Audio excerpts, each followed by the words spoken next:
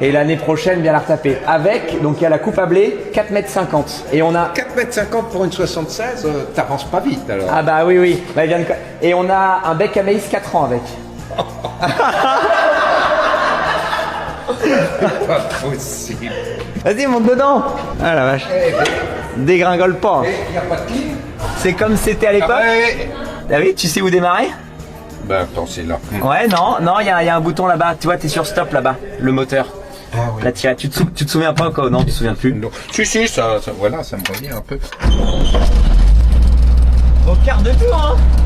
Je sais pas du tout à quoi correspondent ces manettes, tu m'expliqueras. Ça, c'est la trémille. On tourne comme ça, tu vois. Pour actionner quoi, la vis? Ouais, non, pour la déplier. Tu l'as. Ah, je pensais qu'il fallait déplier à la main. Là, c'est le batteur et là, c'est la roue. Si on moissonne, il faut pas aller loin. Ah non. Sur la route, on fait autour. Midi-Pyrénées, Ouais. elle est arrivée de là-bas. Ouais, Corrèze, de Corrèze. Alors c'est pour ça certainement qu'il y a une coupe 4,50 m, parce que bah, là-bas vous faites certainement un peu moins de rendement. Du coup vous pouvez avoir des coupes un peu plus grandes quoi. Bon, on boit un coup? Bah si tu veux. On boit un coup. On avait tout prévu et ça tombe bien, on a le frigo. Et on s'est fait offrir du champagne hier. Bon, on compte en acheter. On se l'est fait offrir hier le champagne. Donc bah impeccable. En fait, oui, bah, je vous expliquerai en vidéo, mais l'idée est venue.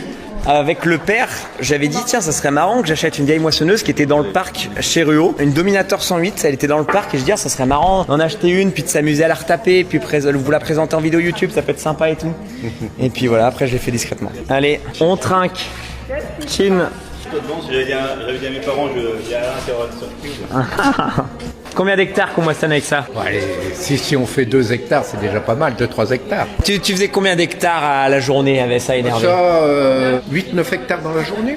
Ah oui quand même. Et t'avais des becs à maïs 4 ans dessus. Oui, mais on avait des broyeurs sur les becs à maïs qu'on avait installés et on avait été obligé de lester la machine derrière. Parce qu'elle se levait du cube. Ouais. Nous, au déchargement, elle a glissé du cube parce qu'elle avait les becs à maïs attelés et trop légère de l'arrière, donc elle a complètement viré en fait, c'est exactement ça. Et puis lui, le père, il avait pas la cabine, c'était en option la cabine. Ouais. Si j'ai trop chaud, on virera la cabine. Hein.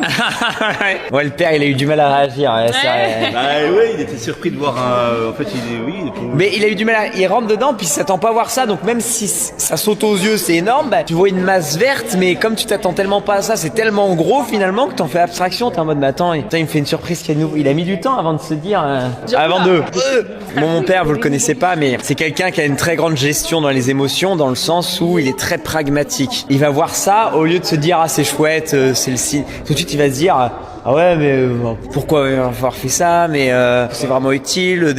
Ouais, il est très pragmatique alors. Il est